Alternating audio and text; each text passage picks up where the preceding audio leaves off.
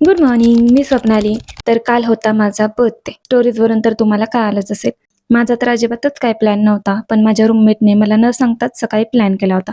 तिने सकाळी केक आणला होता आणि एकदा कुठेतरी जाताना मी सहज बोलली होती, की "हे बुके किती छान आहेत सनफ्लॉवरवाले, आपल्याला कसं कोण देत नाही?" आणि बरोबर काल तिनं तेच घेतलं माझ्यासाठी. आणि आम्ही दोघी पण अडाणी, आम्हाला कळालंच नाही की पेपर काढून फोटोज काढायला पाहिजे होते. काल बर्थडेमुळं कॉल पण खूप येत होते. त्यानंतर जेवण करून घेतलं आणि काही जरी असलं तरी काम तरी करावंच लागतंय. त्यामुळं काल रूमवरूनच ऑफिसचं काम केलं मी. त्यानंतर म्हणलं चुकून मला कोणीतरी सरप्राईज दिलं तर रेडी असावं, म्हणून जरा लेप बीप लावून घेतला. त्यानंतर ढीगभर कपडे धुतले आणि टेरेसवर वाळायला घालून आले, कारण हॅप्पी व्हायचं असेल तर दिवस प्रोडक्टिव्ह गेला पाहिजे. त्यानंतर मेन पार्ट 5:30ला लॉग आउट करून मी 6 वाजता गेले होते चिंचवडला मोरया गोसावी मंदिरात. 2.5 वर्ष झाले आता. काही जरी स्पेशल असलं तरी मी नेहमी तिथंच जाते. तिथं गेले की मकर संक्रांती असल्यामुळं गर्दी पण होती जरा. आणि मागच्या वर्षी ना माझ्या बर्थडे वीकमध्ये मी उज्जैनमध्ये होते आणि तो आत्तापर्यंतचा माझा बेस्ट बर्थडे होता.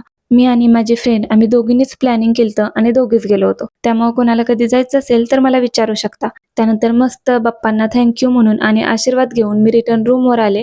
त्यानंतर साक्षी आणि अजून एक फ्रेंड सोबत बाहेर जायचं होतं केक कट करायला. गेल्यावर आधी केक कट केला, मस्त फोटोज काढले आणि मग घरी आलो. हो, जेवणाचे व्हिडिओज काढलेच नव्हते, पण जेवण अजिबात चांगलं नव्हतं.